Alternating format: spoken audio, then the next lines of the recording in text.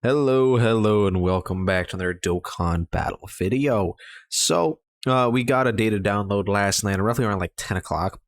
That pretty much had a bunch of these characters in it. Now, this does show us that we are having a world tournament this weekend, which is so exciting. I know everyone's very thrilled to have to do that again. We got a couple EZAs. We got a surprise EZA from Android 13, and then we finally got the future Android EZAs that were in the data since before even Full Power Super Saiyan 4 Goku dropped. They were in that data download, like their sticker effects, and now we finally have what they actually do, as well as knowing that the LR drops at 9 o'clock tonight. Anyway, let's go ahead and take a look at everybody here. First up is Android 13. He has a full 170 lead for target Goku and androids. His super attack raises defense and greatly lowers defense, so, solid. He can also stun, but who really cares about that right now? He gets attack and defense 130%, plus an additional attack and defense 130% when HP is 30% or more, so he's pretty much always going to have that. Android or target Goku category allies get Ki plus 3 and attack and defense 30%, which is always nice. He still has attacks guaranteed to hit. It's kind of a useless ability, but whatever. Launches an additional attack that has a high chance of becoming a super attack when there is an enemy whose name includes Goku, which, if that new event that's coming out, that's like a challenge event that's in the news right now. Hold on, maybe I can pull this up here actually. Where is it? This one. We already know of 2 of the stages, one being against 13 himself and one being against a Super Saiyan Goku. If this event ends up being hard, 13 will be able to benefit from that. The same thing as well for Turles, so just keep that in mind. His transformation condition, I believe, has not changed at all. He absorbs 14 and 15 and transforms when there are 2 or more other Android category allies on the team, starting from the 5th turn. Right, that didn't change at all? Yeah, it didn't change at all. Thing about this is I've always thought 13 was a lot better before he transforms than after, because after he becomes like a damage dealer, and I just don't really care about that, really. So let's go ahead and take a look at him. Come on. Dokkan, there we go. So, Fusion Android 13, 50% attack and defense, or 50% attack, lowers defense by 80%. Who cares? He gets Ki plus 3, attack and defense 130%, plus an additional attack and defense 145% when HP is 30% or more. He gets an additional 13% attack and defense per target Goku or Android category allies on the team, depending on which category has more of them. So, you're kind of want to build the team roughly around the one central category for that. Attacks guaranteed to hit and disables enemy guard. Who cares? Launches an additional attack that has a high chance of becoming a super attack, which is good. I mean, it would be a little bit better if he had defense, but it's fine. Plus an additional attack plus 50% and a high chance of performing a critical hit when there's a Super Saiyan category enemy, and then he gets an additional attack plus 100% and performs a critical hit when there is an enemy whose name includes Goku. Sorry, I'm still waking up here. But I don't like when they overlay these. Oh, you get a chance, a 50% chance to crit, and then you get a 100% chance to crit. I don't like that, right? I think he should have different mechanics, especially because if you're fighting a Super Saiyan Goku, you're only going to be getting one of these active. So it's a kind of awkward situation here, where it doesn't really work out as like you kind of would want it to. But I think he's gonna be fine. Like we've already seen his calculations. He gets over 1 million defense. He does good damage. So he has really good starter turn defense as well. So he'll be useful, especially for 21 because they link up really, really, really well. So that is good that he is at least solid. Then we got this Trunks. He is the one that you use for physical type nuking typically. At least I do anyway. He gets 150% attack and defense, an additional attack plus 150%, but defense minus 50% when performing a super attack. He gets an additional attack and defense 50% when performing a super attack if there's another movie hero category ally attacking in the same turn. He gets an additional defense plus 50% for each super attack performed up to 150%. He gets a chance of performing a critical hit plus 10% with each attack received up to 50%. And then he guards when there's an Android or target Goku category enemy. I believe the hardest enemies that he can fight with that active would be like the cells maybe. You also have a couple of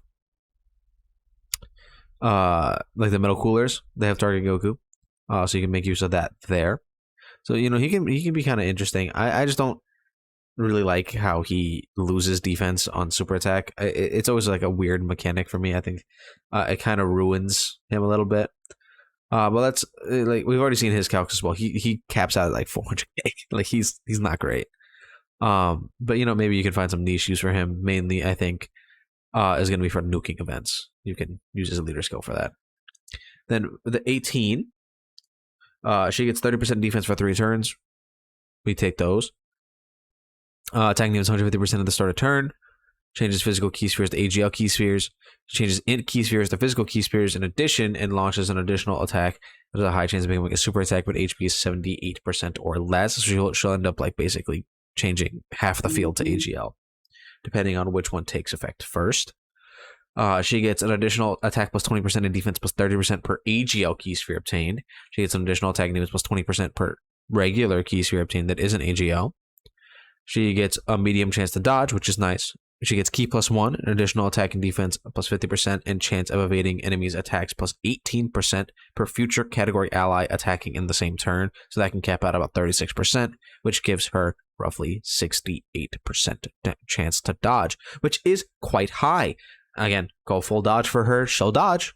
I will guarantee you she will dodge. She's kind of solid. And if you get her enough orbs, even if she does get hit, it shouldn't really do too much, especially if it's like a normal. She might take damage from a super attack, but again, you have like at the bare minimum a 68% chance to dodge. So, you know, pretty good, I'd say, all around. And then we have the 17. He's a little bit worse. He gets 30% defense for 1 turn and attack for 3 turns. Wait, is it 50%? Why does he get 50% attack? Huh, okay. Attacking demons 150%, changes tech key spheres to fizz, changes STR key spheres to AGL key spheres in addition, and launches an additional attack that has a high chance of becoming a super attack when HP is 78% or less. See, this is weird. He always did that though. Why? I guess it's technically to make 18 have more key spheres, but it's weird. Because like she changes int to fizz, fizz to AGL, and he changes tech to fizz, STR to AGL. So if they're on one rotation, I think what you would want is for him to be in slot, like in the slot before him, because that's the order in which the passives take effect.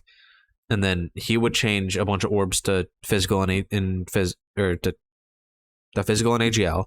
Then 18 would come out, and she would change even more orbs to physical, and then all the physical to AGL, I think. Hopefully. So that's kind of interesting. Like a little mechanic that you can play around with there. He gets 30% attack and 20% defense per key sphere, for fizz key sphere, and then 20% attack and defense per regular key sphere. They're pretty much exactly the same. He gets 50% chance to crit though, and then he gets additional crit chance per future category ally instead of dodge, which is significantly worse. So, you know, he's kind of like a weird damage dealer character. I don't think he's going to be nearly as good as 18 is, but, you know, whatever. I got this physical Bojack who's awakening now from the World Tournament. 50% attacking defense for 1 turn, causes supreme damage enemy and lowers defense. Key plus 3 attacking defense 140, raises attack by up to 70%. The more HP, the greater the boost. Disable enemy guard and additional attacking defense 70% when performing a super attack. An additional attacking defense plus 30% per space traveling warrior category ally in the team. That's a lot of stats per space traveling warrior. Key plus 2, attack plus 30% to all allies when all other members of the team are extreme class. Great chance of performing a critical hit when all members of the team are in the space traveling warrior category. And then he activates a guard against all ally. Wait, what? Oh, I guess this is kind of like glitched out here.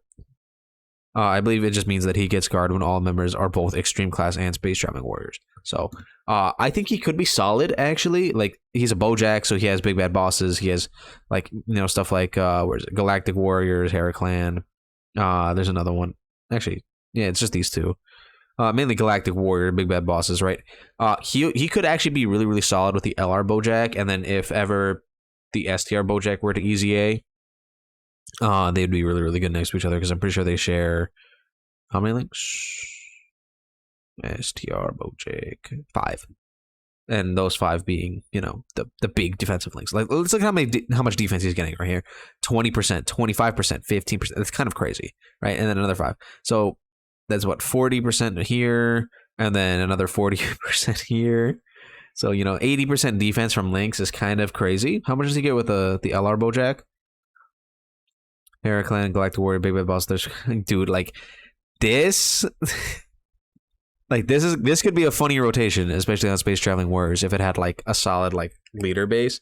Because the only one we have right now is like what? It's Turles and Ginyu, right? Trunks is 200%. Oh, he's not even on Turles, he's on Ginyu's only. That's interesting. Anyway, yeah, that's Bojack. I think he actually could be quite good. This, I think, is the best unit in this entire batch here. As Gohan, he gets attack and defense on his super attack. It's 20% for both. He has attack and defense 140% just at the start of turn. He gets 30% chance to dodge, an additional chance of 40% to dodge if there's either a Super Saiyan or Movie Hero category ally attacking in the same turn. That is really good. That gives him 70% chance to dodge just baseline. That's good. That's very good. He gets attack and defense plus 80% for 5 turns after dodging, which, I mean, he's gonna. So, you know, there's that. And then he's also buffing superclass allies by key 2 and 30% attack and defense. And then if everyone on the team is superclass, which I mean, if you're running this guy, you're running him on Movie Hero Super Saiyan, so they presumably are, he buffs that up to 3 key 40% attack and defense, which is very, very good. I think this guy is going to be probably one of the best linking partners for the new LR. I don't know how many links they share. I'm going to presume like the typical ones, you know, Super Saiyans and Warrior Race prepared for battle, right? Nothing crazy. But I do think it's still going to be pretty solid. Of course, there's a couple other characters that he's going to link really well with. This guy, if he EZAs. This Goku came out. I mean, I'll talk about him in a second, but he also EZA'd, and he's kind of, you know, good. So let's go ahead and move on to him then. I think I missed a unit. Oh yeah, I didn't grab this guy. All right, so Super Saiyan Goku. He is getting a 30% attack and defense on super attack with a high chance to stun. Key plus 3 attack and defense 150% at the start of turn, plus an additional attack and defense 150% when performing a super attack. He changes AGL key spheres to STR if there are 2 or more Super Saiyan or Superhero category allies on the team. He gets a 50% chance to crit and a high chance to stun for 2 turns when collecting 3 or more STR key spheres. When he launches an additional attack, there's a great chance for it to be a super attack when 4 or more key spheres are collected. So, like, he can actually be kind of solid. His defense caps out, I believe, around like 800k. So like he's not amazing, but he's not awful, if that makes sense. He can definitely still be used, and I think he can, you know, be a solid little choice if you want to run like a weird little Super Saiyan team, right? The thing is, though, there's like so many Super Saiyan Gokus that it's kind of, you know, quirky there. Then there's this guy, this 23rd World Tournament Goku, the physical one. 30% attack for 1 turn, great chance to stun, whatever. Key plus 2 attack and defense 120%, plus an additional attack and defense 120% when performing a super attack. He gets 10% attack and defense per world tournament warriors raised on Earth or Turtle School category allies on the team. Apparently that is worded like LRK and Caulifla, so he should get that per every single one of those. And then he gets guard if you're fighting an extreme class. And like 70% chance to crit, but who cares? So pretty good. Honestly, I think he is solid. He's nothing crazy, but he's, you know, a decent little unit. He has a lot of defensive links, you know, All in the Family, Infighter. Actually, no, Infighter's not defensive. Shocking Speed, All in the Family, World Tournament Champion, Turtle School. Even Shattering the Limit is defensive right now, so. The only problem is, like, who was he being linked up with is the thing, right? Not a whole lot of characters. So I think he's solid, but, like, he's nothing crazy. And then finally, we got Demon King Piccolo, or, like, Piccolo Jr. Giant form. Again, this is the same name as the 23rd World Tournament Antoine that just came out for Golden Week. He gets 30% or 50% attack and defense for 1 turn and greatly lowers defense. He gets key plus 2 at attack and defense 150% and launch an additional attack and defense 20% per enemy. Wait, why per enemy? Is this not AoE? Why does he get per enemy? That's weird. Plus an additional attack and defense 150% when launching a super attack. All enemies attack and defense minus 20% and an additional attack and defense minus 5% if they're a super class enemy. Medium chance to stun all enemies when HP is 70% or higher. That's kind of interesting. And then he turns into a giant form with a 30% chance. He just randomly will turn into it. So, not awful. I think this is like mainly like a Super Battle Road character. Like, I don't know really what Super Battle Road you're going to be using this guy in, but he's on a bunch of teams, so there's potential there. Only problem is that he does have the same name as the Int one, who is significantly better. So, all around, I think like this batch of units is actually kind of good, right? I think the LR is good. I think 13 is solid. 18 is really, really solid. Bojack and Super Saiyan Gohan are actually pretty good. And then you got like 3 just alright characters, or actually kind of like 4 alright characters in these 4, and then Trunks is kind of like whatever. So I think all around they did like a really, really good job with every single one of these characters. I do like the majority of them. Do let me know if you guys are going to be summoning for the Super Saiyan trio, who do come out in about like a few hours from now, at 9 p.m. tonight, Eastern time. So again, that's going to be it for this video. Let me know how you guys feel about all these characters in the comments down below. Don't forget to like and subscribe, and I'll see you guys all in the next one.